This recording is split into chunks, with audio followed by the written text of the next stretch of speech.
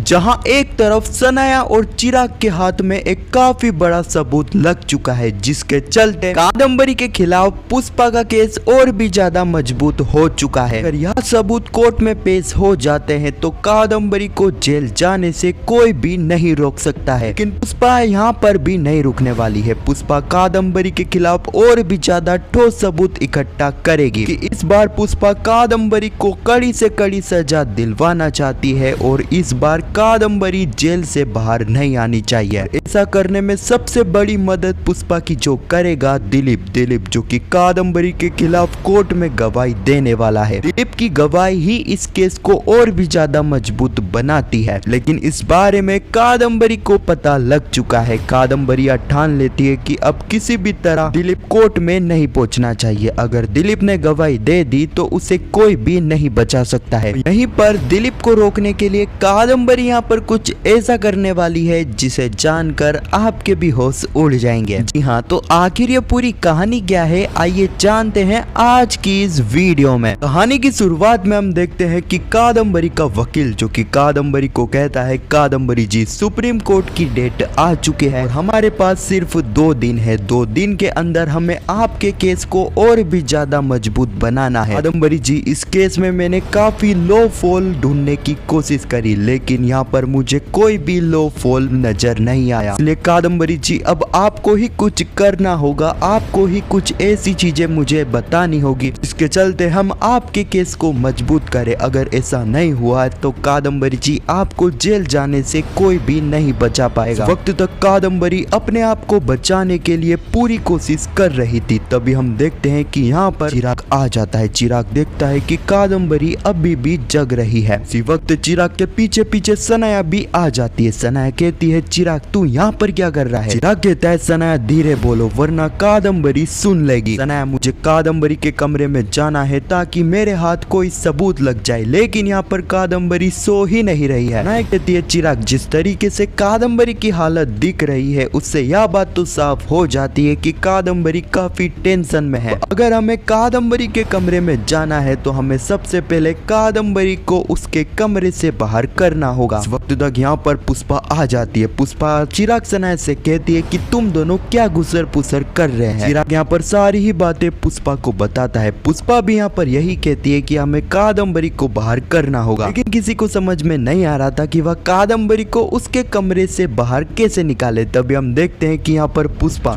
काफी जम से चिल्ला कर कहती है, चिराग तू मुझे परेशान मत कर, मुझे जोशीपुरा जी का कॉल आया है, मुझे इम्पोर्टेंट उनसे बात करनी है। ना कहकर पुष्पा वहां से चली जाती है। अब पुष्पा ने ऐसा इसलिए करा था क्योंकि पुष्पा को पता था कि यहाँ पर कादम्बरी उसके पीछे पीछे आएगी और यहाँ पर ऐसा ही होता है। कादम्बरी पुष्पा के पीछे चली जाती है टेरेस पर। टेरेस पर जाने के बाद यहाँ पर पुष्पा जोशीपुरा जी से फोन पर बात करने का नाटक कर ही रही थी, लेकिन तभी कादम्बरी को देखकर पुष्पा अपने फोन को रख देती है, यानी कि अपना नाटक बंद कर देती है। कादम्बरी कहती है, पुष्पा क्या बोला जोशीपुरा जी ने, कोई सबूत तुम्हारे हाथ लगा है क्या? पुष्पा कहती है, कादम्बरी यह चीज जानने की तुम्हें काफी जल्दी है और तुम्हें क्या लगता है अगर हमारे हाथ कोई सा सबूत भी लगेगा तो हम तुम्हें बताएंगे। तुम्हारे ही खिलाफ सबूत ढूंढ रहे हैं और हम तुम्हें बता देंगे, हम पागल तो नहीं है। दूसरे ही तरफ हम देखते हैं कि इस वक्त तक सनाया और चिराग जो कि कादम्बरी के कमरे में घुस चुके थे। चिराग सनाया कादम्बरी के कमरे में चारों तरफ छानबीन करते हैं ताकि उन्हें कोई सा सबूत हाथ लग जाए, लेकिन काफी देर छानबीन करने के बाद उन्हें कोई भी चीज यहाँ पर नहीं मिलती है। अभी भी यहाँ पर चिराग सनाया हार नहीं मानते। तभी हम देखते हैं कि सनाया के हाथ में कादम्बरी का एक मोबाइल फोन लगता है। अब यहाँ पर चिराग सनाया जैसे ही उस मोबाइल फोन को खोलते हैं तो उनके पांव तले जमीन खिसक जाती है कि उस मोबाइल फोन में उन सारे ही गुंडों के नंबर थे जिन्हें कादम्बरी ने कॉल करा था और उनसे गलत काम करवाए थे। साथ ही उन्हें काफी सारी ट्रांजैक्शन भी उस मोबाइल में उन्हें देखने को मिलती है। चिराग तुरंत इन सारे ही सबूतों का फोटो खींच लेता है। दूसरी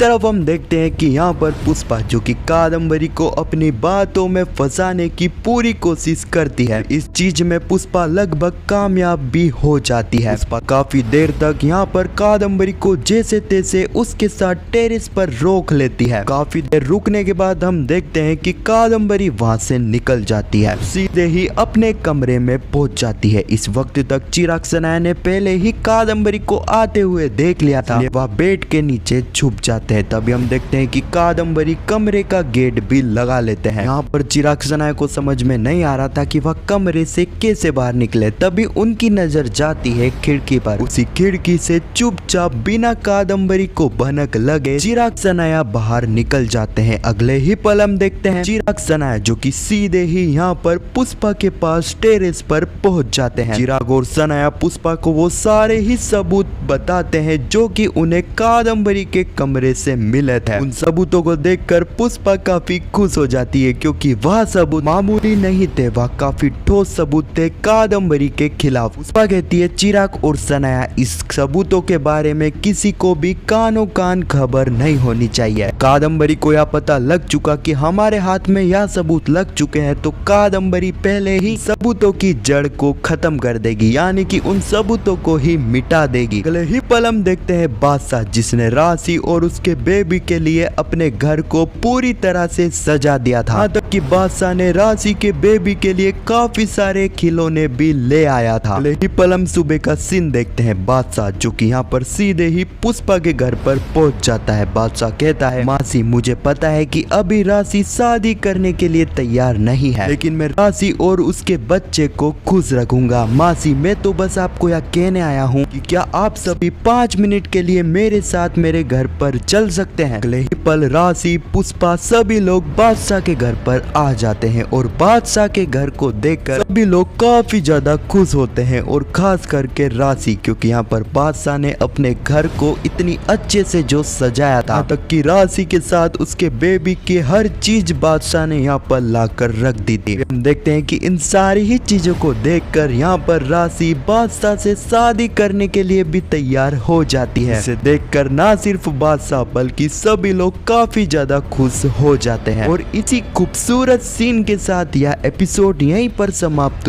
हो जाता है। अब आने वाली कहानी में हम देखने वाले हैं जैसा कि एक तरफ यहाँ पर चिराग और सनाया ने कादम्बरी के खिलाफ एक काफी ठोस सबूत ढूंढ लिया है, और आने वाली कहानी में यहाँ पर दिलीप भी पुष्पा का साथ देने वाला है। दिलीप कादम्बरी के खिलाफ कोर्ट में गवाही देगा, लेकिन इस बारे में पहले ही कादम्बरी को पता लग जाएगा। कादम्बरी ठान लेगी कि कुछ भी हो जाए दिलीप को कोर्ट तक नहीं पहुंचने देगी गवाही देने के लिए। अब यहाँ पर कादम्बरी वही चीज करने वाली है जो कि कादम्बरी ने 1 साल पहले करी थी। जब यहाँ पर राजवीर शास्त्री कादम्बरी का केस लड़ रहे थे तब यहाँ पर राजवीर शास्त्री को कोर्ट में ना पहुंचने के लिए कादम्बरी ने राजवीर शास्त्री को किडनैप तक करवा लिया था, यहाँ तक कि उनके साथ मारपीट भी करी। यही चीज यहाँ पर कादम्बरी दिलीप के साथ भी करने वाली है, लेकिन यहाँ पर कादम्बरी यह भूल चुकी है इस बार उसका बचना नामुमकिन है, क्योंकि यहाँ पर पुष्पा के साथ एक छोटी पुष्पा है, यानी कि सनाया जो कि कादम्बरी को जेल पहुंचाने के लिए कुछ भी कर सकती है। हाँ तो यही कुछ कहानी है जो कि आने वाले एपिसोड में हमें देखने को मिलेगी। खैर आपको यह वीडियो कैसी लगी कमेंट में जरूर बताना, और पुष्पा इम्पॉसिबल के आने वाले एपिसोड की ऐसी वीडियो सबसे पहले देखने के लिए चैनल को सब्सक्राइब अवश्य करना। जब तक के लिए धन्यवाद।